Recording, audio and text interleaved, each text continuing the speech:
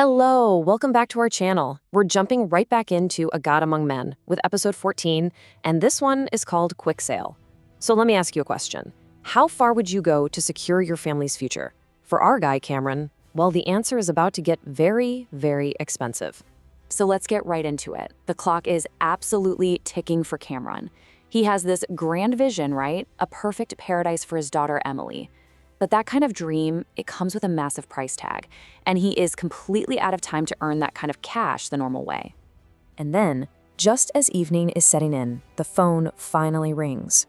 It's his contact, Juan, and he's got news about the land on New Moon Mountain, the first big piece of the puzzle. This could be it, the breakthrough Cameron desperately needs. But you know how these things go. In a deal this big, good news almost always has a catch. Juan doesn't waste any time. The starting price for the rent, $100,000 a month. But, he says, for a little one-time fee of another $100,000, a finder's fee, he can magically slice that rent right in half. For Cameron, who needs every single penny he can save, this is a total no-brainer. He's in. Okay, but here comes the fine print, and man, is it brutal. It's a strict 3-year lease, max. No option to extend it. He can't build on the land, can't make any major changes, he can't even cut down a single tree.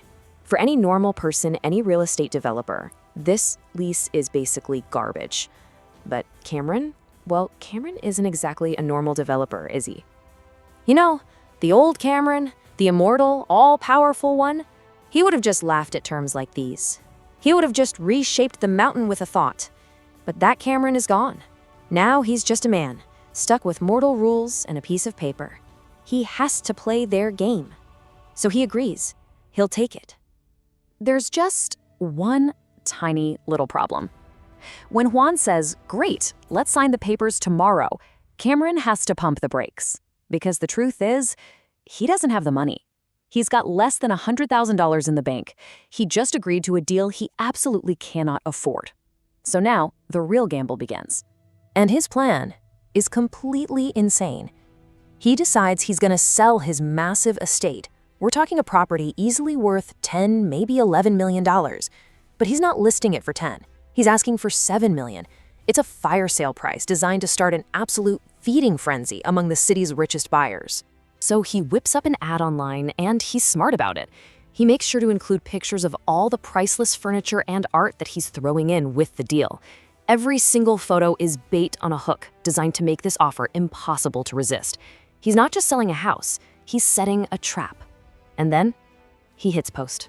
The effect is immediate, it's explosive. In a neighborhood where everyone's a billionaire, a deal like this is like blood in the water. The first call comes in 5 minutes. By the 20-minute mark, his phone is practically melting with over a dozen calls. After just half an hour, he knows he's done it. He created the frenzy. He turns off the phone and pulls the ad down. But in shutting down that financial storm he just created, he unknowingly ignores the one phone call that truly matters. Because on the other end of that line is Jessica, holding the phone for his daughter, Emily. And for a little girl, so excited to hear her daddy's voice, all she gets is silence.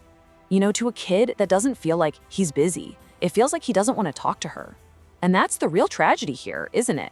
He's trying to build her a perfect future, but in doing so, he's breaking her heart right now.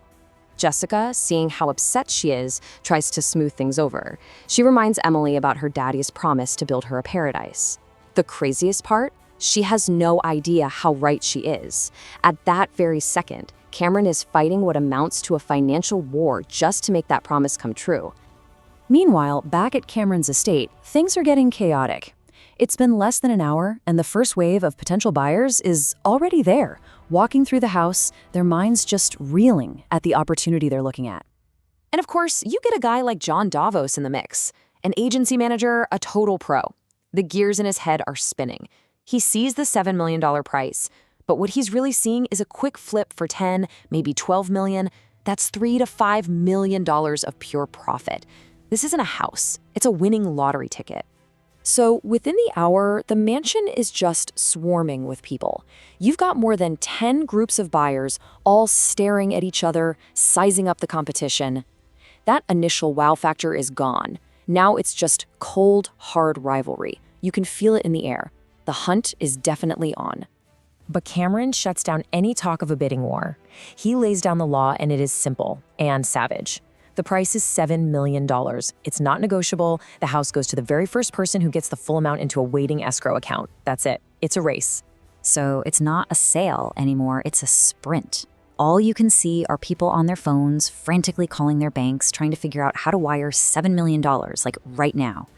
A fortune is on the line, but only one person can win. The only question left is, who's going to get the money there first? If you like the story, please like and share it and subscribe to the channel to watch future episodes. Thanks for watching.